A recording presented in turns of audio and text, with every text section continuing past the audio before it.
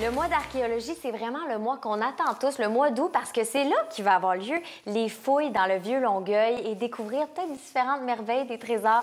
Et là, pour nous donner tous les détails, j'ai avec moi l'animatrice spécialisée Histoire et archéologie du Bureau de la culture de Longueuil, Stéphanie Briot. Bienvenue à l'émission. Merci beaucoup. Alors là, on est curieux. On parle de fouilles en début août, puis ça fait quelques années que vous n'en avez pas faites, vraiment. Oui, c'est vrai. Pourquoi on en fait finalement, on choisit d'en faire dans le parc de la Baronnie des Fouilles? C'est un parc que les gens connaissent peu. Et pourtant, c'était vraiment un lieu stratégique. Okay. Il y avait la rivière Saint-Antoine qui traversait ce parc-là, que nous, on a essayé de reconstituer pour le mois de l'archéologie. Il y avait le fleuve à proximité, donc vraiment le cœur névralgique de la vallée laurentienne. C'est récurrent dont on parlait avec les autres oui, invités. parce que ça permet la pêche, ça permet le commerce, les échanges, etc. Oui. Et aussi, le parc, il est proche vraiment de deux axes anciens. Il est au croisement, il y a le chemin Chambly, puis il y a la rue Saint-Charles.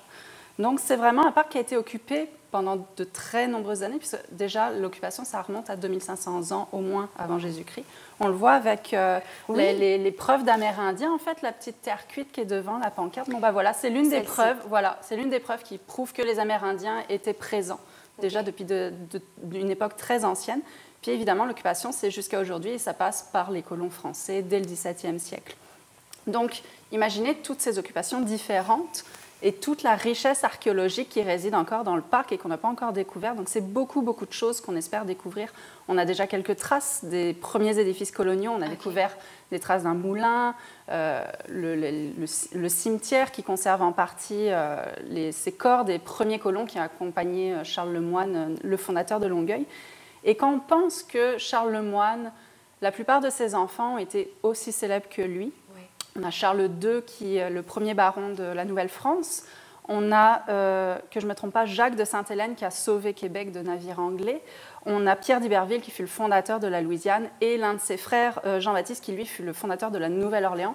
Donc c'est vraiment une famille très importante, célèbre, qui a vécu là.